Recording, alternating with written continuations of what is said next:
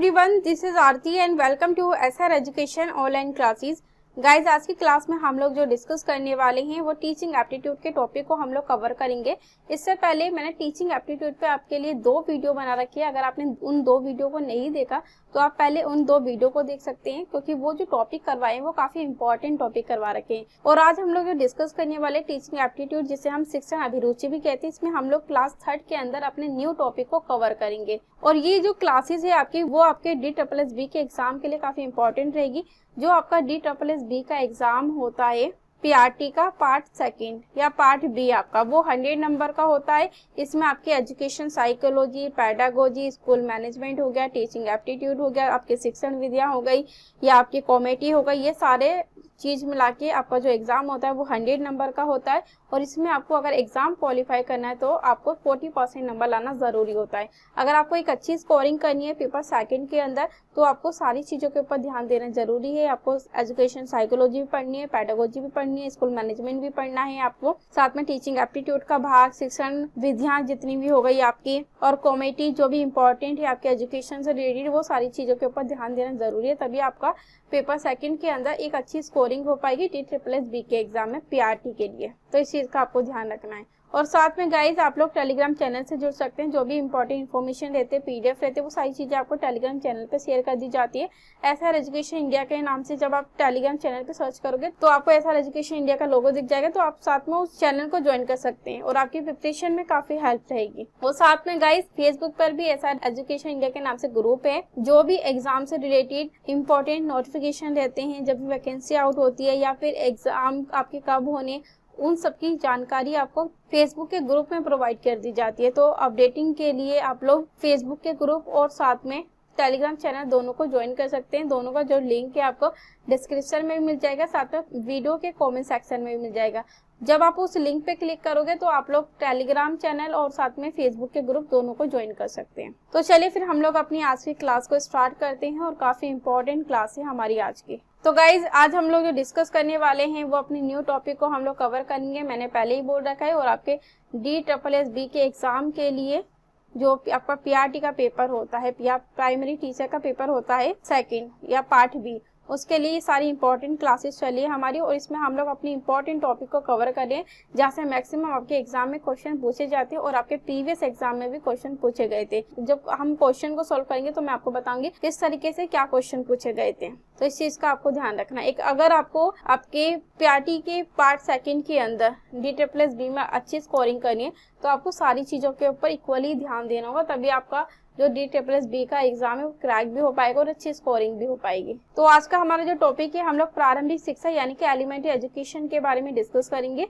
Most important topic है आपका elementary education से रिलेटेड। तो गाइस, सबसे पहले आपको यही पता होना चाहिए कि जो प्रारंभिक शिक्षा हो गई, एलिमेंट्री एजुकेशन हो गई, वो कौन सी क्लास तक के बच्चे इसमें पढ़ते हैं और कितनी उम्र के बच्चे होते हैं। तो प्रारंभिक शिक्षा में जो क्लासेस होती है वो आपकी क्लास 1 से लेके क्लास 8 तक शामिल किया जाता है। और इसमें जो बच्चे होते हैं वो 6 से लेके 14 वर्ष तक के बच्चे होते हैं।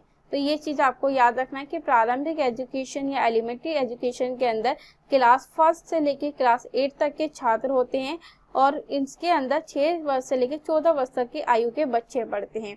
ये जो बच्चे हैं, ये जो क्लास है हमारी, वो प्रारंभिक एजुकेशन श्रेणी के अंतर्गत आती है। तो इस चीज का आपको ध्यान रखना है। तो मैंने यहाँ पे क्या बताया आपको, मैंने आपको बताया कि प्रारंभिक एजुकेशन के अंदर जो क्लास शामिल की जाती है वो 1st क्लास से लेके 8th क्लास तक के छात्रों को शामिल किया जाता है। और इसके अंदर 6 वर्ष से लेके 14 वर्ष तक के छात्रों को प्रारंभिक शिक्षा प्रणाली के अंतर्गत रखा जाता है। ये चीज आपको यहाँ पे 2 चीजों के बारे में आपको पता होना जरूरी है।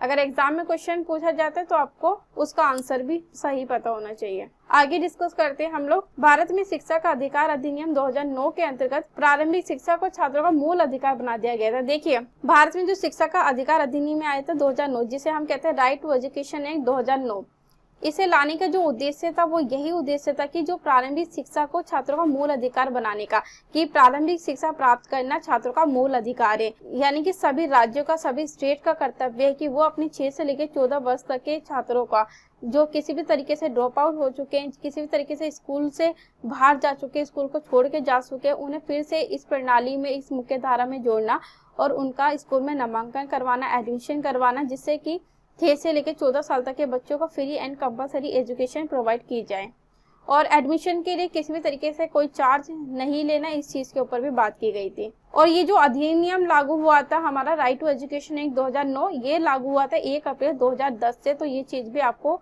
याद रखनी है कि राइट टू एजुकेशन एक्ट को 2009 में पास किया गया था। इसका उद्देश्य था कि प्रारंभिक शिक्षा को बढ़ावा देने के लिए या प्रारंभिक शिक्षा या एलिमेंट्री एजुकेशन को बल देने के लिए, महत्व देने के लिए और सुधार के लिए राइट टू एजुकेशन एक्ट लाए गए थे। और इसके अंदर जो 6 से लेकर 14 वर्ष तक के छात्र हैं उन्हें फिर से मुख्य धारा में जोड़ना, उन्हें स्कूल में नामांकन करवाना, उन्हें स्कूल में प्रवेश दिलाना और उन्हें free and compulsory education provide करना सभी राज्यों का दायित्व, सभी राज्यों का कर्तव्य या ड्यूटी होनी चाहिए, ये बात की गई थी। और इस अधिनियम को कब लागू किया गया था? इस अधिनियम को 1 अप्रैल 2010 को पूरे देश में लागू किया गया था। तो यहाँ से ये सारी चीजें आपको पता होनी चाहिए और जो क्वेश्चन पूछे जाते हैं वो इसी तरीके से पूछे जाते हैं आपके एग्जाम में कि शिक्षा का अधिकार अधिनियम 2009 को लाने का क्या उद्देश्य है या शिक्षा का अधिकार अधिनियम को कब लागू किया गया था, कब पास किया गया था, ये सारी चीजें पता होनी चाहिए। चलिए आगे डिस्कस करते हैं। आगे डिस्कस करेंगे गाइज हम लोग शिक्षा में अव्यय एवं अवरोधन को किस तरीके से कम किया जा सके, किस तरीके से रोका जा सके।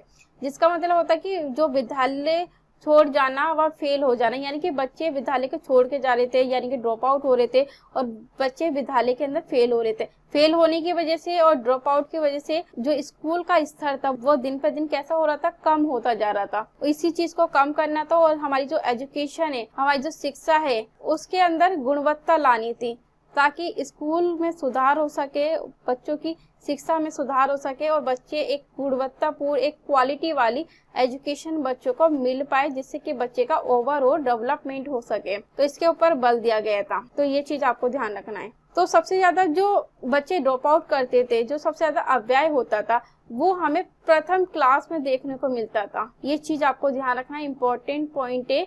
अगर एग्जामिनर के द्वारा आपसे पूछा जाए कि सबसे ज्यादा जो अव्यय होता था, जो सबसे ज्यादा स्कूलों में ड्रॉप आउट होता था, वो कौन सी क्लास में होता था, वो प्रथम क्लास में, फर्स्ट क्लास में होता था। क्यों होता था? क्योंकि जो बच्चे एक तो छोटे होते थे, प्रारंभिक शिक्षा प्राप्त करने वाले बच्चे, तो ये बच्चे जैसे प्रथम कक्षा में बच्चे क्या करते थे, पहली क्लास में अपनी मम्मी को छोड़कर आते थे। अब मम्मी को छोड़ के आते थे तो वो कुछ टाइम विद्यालय में रहते थे, आधे घंटे 15 मिनट, उसके बाद उन्हें मम्मी की याद आती थी तो वो रोने लग जाते थे और घर भाग जाते थे। तो यही था कि प्रारंभिक स्तर पे बच्चों का स्कूल से ड्रॉप आउट होना। तो इस चीज का आपको ध्यान रखना है कि सबसे ज्यादा जो अव्यय देखने को मिला था वो प्रथम क्लास में देखने को मिला था। क्यों देखने को मिला था? क्योंकि जो छोटे बच्चे होते थे वो अपनी मम्मी को छोड़ के आते थे और जब उन्हें मम्मी की याद आती थी तो वो रोने लगते थे और घर भाग जाते थे, जिसकी वजह से बच्चे स्कूल से ड्रॉप आउट कर देते थे। ये चीज आपको ध्यान रखना है। इसलिए कहा जाता है कि यहाँ पे एक चीज और याद रखना है, चाहे तो आप इसे नोट भी कर सकते हैं कि प्राथमिक स्तर पे, प्राइमरी लेवल पे मेल टीचर से ज्यादा फीमेल टीचर को महत्व दिया जाता है। क्यों दिया जाता है? क्योंकि जो फीमेल टीचर होती है ना, वो बच्चों के साथ इमोशनली अच्छे से कनेक्ट हो पाती है। जिस तरीके से मदर घर में बच्चों के साथ कनेक्ट रहते हैं इमोशनली, उसी तरीके से फीमेल टीचर प्रथम क्लास के छात्र होते हैं उनके साथ अच्छे से इमोशनली कनेक्ट हो पाती है। और जो बच्चे होते हैं, जब वो टीचर्स को इस तरीके से अपने साथ कनेक्ट होते हैं, वो अपने साथ जुड़ा हुआ देखते हैं, तो वो उन्हें एक मम्मी के रूप में देखते हैं, एक मदर के रूप में देखते हैं, उसी तरह उन्हें प्यार भी करते हैं। तो इसलिए प्राथमिक स्तर पे मेल से ज्यादा फीमेल का महत्व ज्यादा होता है, जिससे कि प्राथमिक स्तर पे जो बच्चे हैं वो ड्रॉप आउट कम हो सके, या बच्चों का ड्रॉप आउट होना अगर कम करना है तो फीमेल टीचर को ज्यादा महत्व दिया जाता है। क्यों दिया जाता है? वो इसलिए दिया जाता है क्योंकि प्राथमिक स्तर पे जो फीमेल टीचर होते हैं वो बच्चों के साथ ज्यादा कनेक्ट होती है और जो बच्चे होते हैं वो भी टीचर्स को अपनी मम्मी की तरह ट्रीट करते हैं। तो इसका आपको ध्यान रखना है। आगे डिस्कस करते हैं, जैसे जैसे कक्षा बढ़ती है अव्यय कम होता जाता है। ऑब्वियसली बातें देखिए, प्राथमिक क्लास में अब बच्चे, उनकी दुनिया ही मतलब एक मम्मी होती है, घर होता है। अब वो उन्हें छोड़कर कहाँ आते?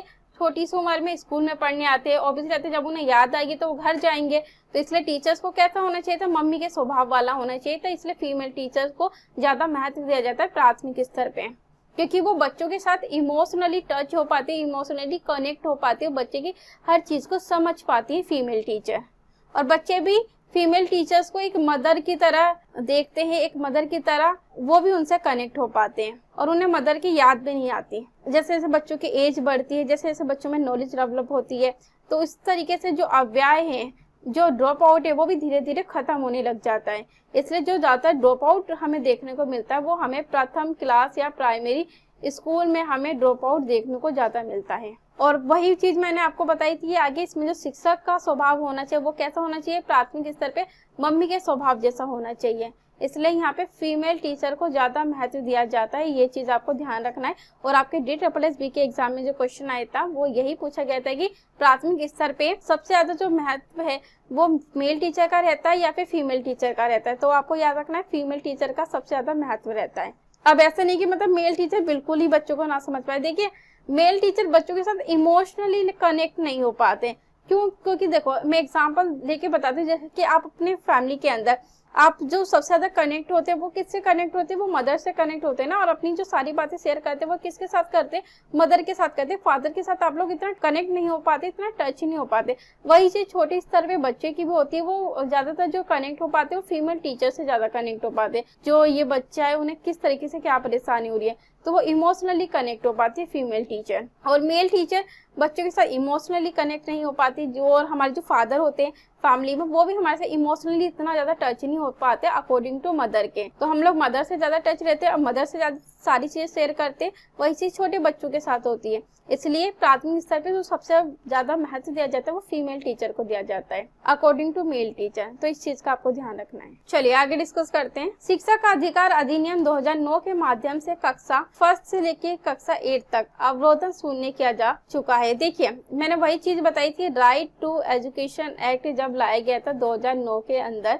वो इसीलिए लाया गया था कि जो प्राथमिक स्तर पे प्राइमरी स्तर पे जो बच्चों का ड्रॉप आउट हो रहा है, बच्चों का स्कूल का जो रेशो है वो कम हो रहा है, बच्चे स्कूल को छोड़कर जा रहे, उन्हें वापस से स्कूल में जोड़ना, उन्हें वापस से स्कूल की प्रणाली में लाना और वापस से विद्यालय के अंदर उन्हें प्रवेश देना और उनके ड्रॉप आउट को कम करना, ताकि बच्चे विद्यालय में पढ़ सके और उनकी जो प्रारंभिक शिक्षा है उसे वो लोग पूरी कर पाए। और जो प्रारंभिक शिक्षा पूरी करना 6 से लेकर 14 वर्ष तक के जो छात्र हैं वो उनका मूल अधिकार, मूल कर्तव्य है कि ये जो एजुकेशन है वो बच्चों को किसी भी हाल में प्रोवाइड होनी चाहिए।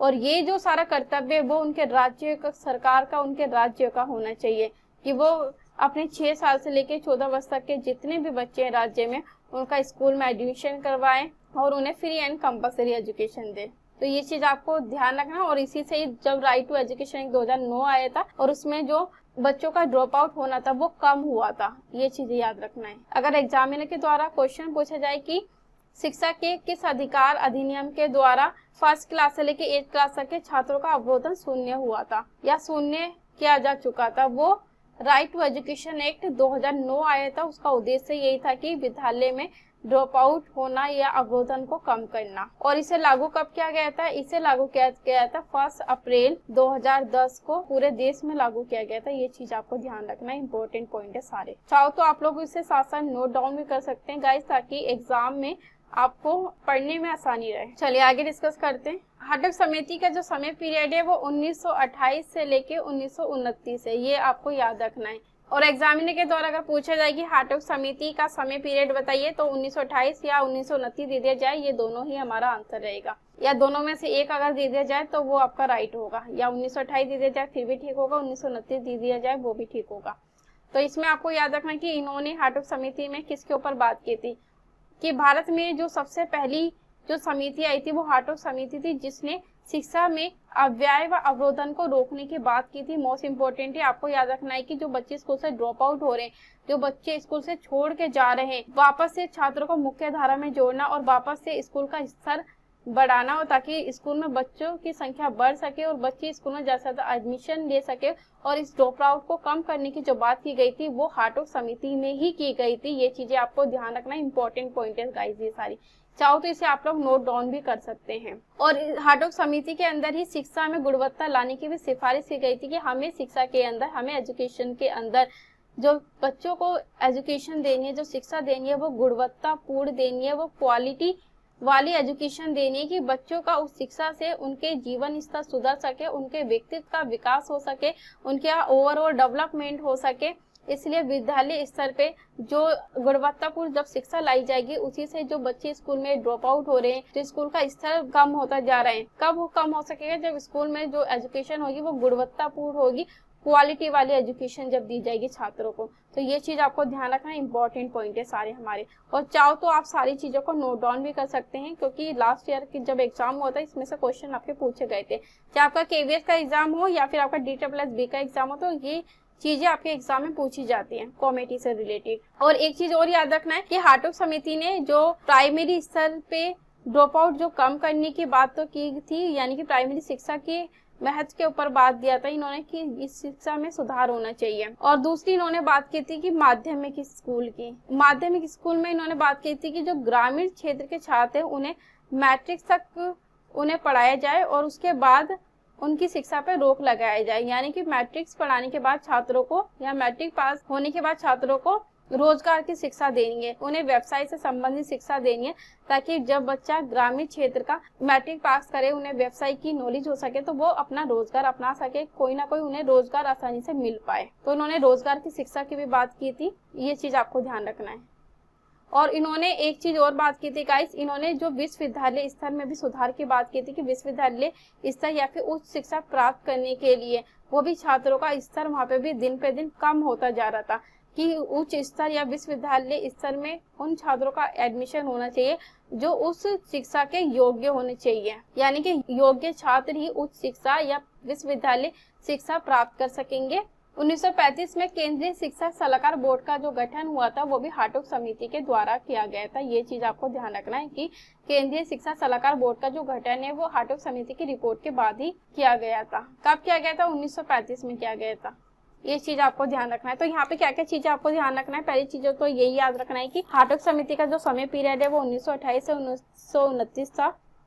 दूसरी चीज आपको याद रखना है कि हाटोक समिति सबसे पहली ऐसी समिति थी या प्रथम ऐसी कमेटी थी जिसने शिक्षा में अव्यय और अवरोधन को रोकने की बात की थी, कि स्कूल में जो बच्चे ड्रॉप आउट हो रहे, स्कूल को छोड़ के जा रहे बच्चे, उन्हें वापस से मुख्य धारा में जोड़ा जाए, उन्हें वापस से स्कूल में एडमिशन दिलाया जाए और जो शिक्षा होनी चाहिए वो छात्रों को गुणवत्तापूर्ण वो क्वालिटी वाली एजुकेशन देनी चाहिए, ताकि छात्रों का व्यक्तित्व का विकास हो सके, छात्रों का ओवरऑल डेवलपमेंट हो सके। और जब छात्र एजुकेशन प्राप्त करने के बाद समाज में जाते तो समाज में एक अच्छा रोजगार स्थापित कर पाए और समाज में अपनी अच्छे से भूमिका अदा कर पाए और हर परिस्थिति में अपने आप को समायोजित कर पाए। दूसरी चीज इन्होंने जो बात की थी कि माध्यमिक स्तर पे, यानी कि जो ग्रामीण क्षेत्र के छात्र हैं उन्हें मैट्रिक पास होने के बाद उन्हें रोजगार की शिक्षा दी जानी चाहिए, उन्हें व्यवसाय से संबंधित शिक्षा दी जानी चाहिए, ताकि छात्र किसी तरीके से बेरोजगार न रहे, छात्रों को समय से रोजगार भी मिल पाए। इसलिए उन्हें रोजगार की शिक्षा जो है वो मैट्रिक पास होने के बाद से ही दी जानी चाहिए। तीसरी बात इन्होंने की थी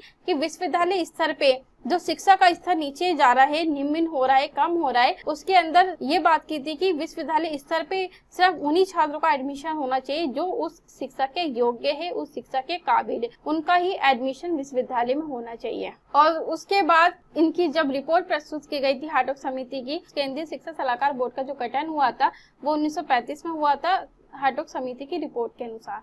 तो ये चीज आपको ध्यान रखना है। यहाँ पे चाहो तो आप सारी चीजों को नोट डाउन भी कर सकते हैं, ये सारे इंपॉर्टेंट फैक्ट है हमारे। आगे डिस्कस करते हैं संविधान के अनुच्छेद 45 में जो बात की गई है। इसके अंदर बात की गई कि 6 वर्ष से कम आयु के बच्चों के लिए प्रारंभिक बाल्य अवस्था देखभाल एवं निःशुल्क व अनिवार्य शिक्षा का प्रावधान किया गया है। देखिए मोस्ट इम्पोर्टेंट इसमें बात की गई कि संविधान के अनुच्छेद 45 के अंदर इसमें 6 वर्ष से कम वाले छात्रों की बात की गई कि 6 वर्ष से जो कम वाले बालक है उनके लिए प्रारंभिक बाल्य अवस्था की उनकी देखभाल भी होनी चाहिए और उन्हें फ्री एंड कंपलसरी एजुकेशन भी प्रोवाइड की जानी चाहिए। यानी कि 6 वर्ष से लेकर 14 वर्ष तक के छात्रों की बात तो की गई थी और ये 6 से 14 वर्ष तक के जो छात्र हैं वो सामान्य छात्र हैं, और जैसे जो विशिष्ट छात्र होते हैं जो किसी भी तरीके से डिसेबल होते हैं उनके लिए 6 से लेकर 18 वर्ष तक की शिक्षा फ्री एंड कंपलसरी उनके लिए प्रोवाइड होनी चाहिए।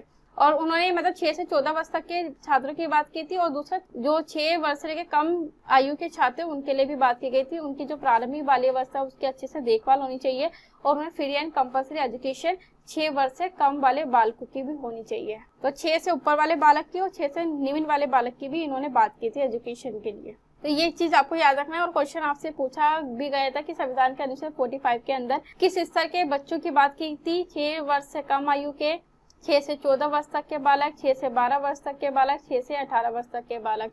उसका जो आंसर था हमारा वो था 6 वर्ष से कम वाले बालक की बात की गई थी। इन बालक की बाल्यावस्था की अच्छे से देखभाल होनी चाहिए और इन्हें free and compulsory education provide की जानी चाहिए। जो आपने देखा होगा बच्चों को आंगनबाड़ी में जो शिक्षा दी जाती है आपके आसपास, तो इस चीज का ध्यान रखना है। चलिए आगे डिस्कस करते हैं। आगे डिस्कस करेंगे शिक्षा के प्रकार यानी कि एजुकेशन के कितने टाइप होते हैं।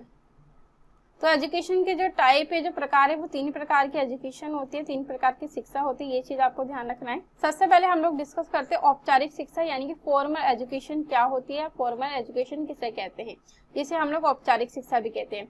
तो इसके अंदर यानी कि फॉर्मल एजुकेशन में जो शिक्षा का हर कारक होता है, जो फैक्टर होता है, वो पहले से निश्चित होता है। यानी कि हमें पता होता है कि किस छात्र को हमें पढ़ाना है, कौन से शिक्षक किस स्तर के छात्रों को पढ़ाएंगे, क्या समय रहेगा, क्या स्थान रहेगा, किस स्थान पे हमें छात्रों को पढ़ाना है, और छात्रों के लिए क्या पाठ्यक्रम, क्या सिलेबस डिजाइन होना चाहिए, और छात्रों का किस तरीके से मूल्यांकन इवैल्यूएशन होना चाहिए।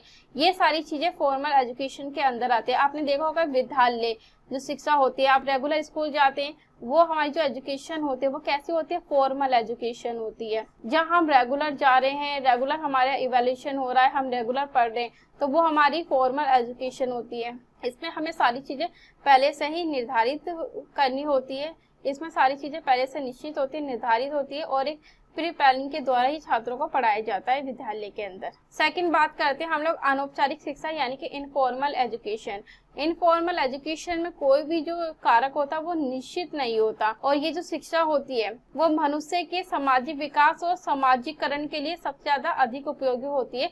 और इसमें मतलब ये बालक भी शिक्षा प्राप्त कर सकता है और कोई मनुष्य, कोई व्यक्ति भी यानी शिक्षा प्राप्त कर सकता है हमारी अनौपचारिक या इनफॉर्मल एजुकेशन। और इनफॉर्मल जो एजुकेशन होती है वो सामाजिक विकास के लिए यानी कि सोशल डेवलपमेंट के लिए ज्यादा इंपॉर्टेंट रहती है, और दूसरा सामाजिकरण यानी कि सोशलाइजेशन के लिए इंपॉर्टेंट होती है। ये चीज आपको ध्यान रखना है। और इसमें हर व्यक्ति कभी ना कभी किसी न किसी से जीवन पर्यंत सीखता है। यानी कि इनफॉर्मल एजुकेशन में आपने देखा होगा कि आप घर में, आस पड़ोस में, या किसी न किसी व्यक्ति से जीवन पर्यंत उन्हें कुछ ना कुछ सीखने को मिलता है। जो भी व्यक्ति या छोटा हो उम्र में या हमसे बड़ा हो, हमें कोई ना कोई चीजें सिखा के जाता है जो हमारे लिए उपयोगी होते हैं। तो वो सारी चीजें इनफॉर्मल में आ जाती है, और इसे कोई व्यक्ति कभी भी प्राप्त कर सकता है। और जो इनफॉर्मल एजुकेशन है वो हमारी जन्म से लेकर मृत्यु तक चलती रहती है, और हम किसी न किसी से किसी न किसी रूप में हमेशा सीखते रहते हैं, अपने से छोटी उम्र के छात्रों से भी और अपने से बड़ी उम्र के लोगों से भी, दोनों से सीखते हैं। बस हमारा एटीट्यूड होना चाहिए कि हम लोग अपने से छोटी बच्चों को भी कम इंटेलिजेंट ना समझे, और उनसे भी अगर कुछ सीखने को मिलता है तो हमें हमेशा वो चीजें अडॉप्ट करनी चाहिए। तो ये चीज आपको ध्यान रखना है, ये अनौपचारिक होती है। यहाँ पे कोई भी चीज निर्धारित नहीं होती, हम किसी से भी कोई भी शिक्षा प्राप्त करते हैं, और इसमें कोई भी, चाहे वो बच्चा हो, मनुष्य हो, कोई भी व्यक्ति हो, किसी भी एज का हो, वो व्यक्ति अनौपचारिक शिक्षा ग्रहण कर सकता है। चलिए आगे डिस्कस करते हैं। अगली और लास्ट जो हमारी शिक्षा का प्रकार आता है या एजुकेशन का टाइप आता है वो है निरौपचारिक शिक्षा, या इसे हम लोग अंशौपचारिक शिक्षा भी कहते हैं, या इसे हम औपचारिक शिक्षा भी कहते हैं, या फिर इसे हम लोग नॉन फॉर्मल एजुकेशन भी कहते हैं। यानी कि निरौपचारिक शिक्षा, अंशौपचारिक शिक्षा या नॉन फॉर्मल एजुकेशन भी इसे कहा जाता है। ये चीज आपको ध्यान रखना है। और इस प्रकार की जो शिक्षा होती है वो शिक्षा के इसमें कुछ कारक तो हमें निश्चित होते, पता होते, और जो कुछ कारक, कुछ फैक्टर होते हैं ना, वो हमें पता नहीं होते, वो अनिश्चित होते हैं। जैसे आपने देखा होगा, आप जो एसयूएल में एडमिशन अगर करवाते हैं ड्यू के अंदर, तो वो हमारी नॉन फॉर्मल एजुकेशन होती है। और जो आप डिस्टेंस से जितने भी कोर्स करते हैं, इग्नू से करते हैं, शुभ भारती से करते हैं, या फिर कोई और जो यूनिवर्सिटी होती है जो आपके डिस्टेंस मोड में अगर आप कोर्स करते हैं, तो वो भी हमारी नॉन फॉर्मल एजुकेशन होती है। यानी कि हमें सिलेबस तो पता होता है, सिलेबस हमें दे दिया जाता है, स्टडी मटेरियल हमें दे दिया जाता है, और हमारे एग्जाम भी होते हैं, बट हम यहाँ पे रेगुलर नहीं जाते, रेगुलर हम क्लासेस को अटेंड नहीं करते। तो ये हमारी नॉन फॉर्मल एजुकेशन होती है या निरौपचारिक शिक्षा होती है। वही चीज मैंने आपको बताया कि आप कोरस्पॉन्डेंस एजुकेशन या कोरस्पॉन्डेंस से कोई कोर्स करते हैं, एसयूएल से कोई कोर्स करते हैं, या डिस्टेंस एजुकेशन से आप लोग पढ़ाई करते हैं। तो इस प्रकार की जो एजुकेशन होती है वो हमारी नॉन फॉर्मल एजुकेशन के अंदर आती है। जैसे ओपन स्कूल, ओपन यूनिवर्सिटी हो गई आपकी, ये चीज आप याद रख सकते हैं अगर आपको याद ना हो तो। जिसे हम खुला स्कूल या खुला विश्वविद्यालय कहते हैं, और इंग्लिश में ओपन स्कूल या ओपन यूनिवर्सिटी जो होती है वो हमारी नॉन फॉर्मल एजुकेशन के अंतर्गत आती है। तो ये चीजें याद रखना है। तो गाइज आई होप कि आपको सारी चीजें बहुत अच्छी तरीके से समझ में आई होगी। और आपका जो DSSB का एग्जाम होता है पेपर सेकंड PRT का या पार्ट बी जो होता है, उसके लिए जो हमारे टॉपिक चले वो सारे इंपॉर्टेंट टॉपिक चले, तो सारी चीजें के आप हैंड टू हैंड नोट्स बना सकते हैं ताकि आपको एग्जाम में किसी तरीके से कोई प्रॉब्लम ना रहे। तो थैंक यू सो मच आज की क्लास के लिए।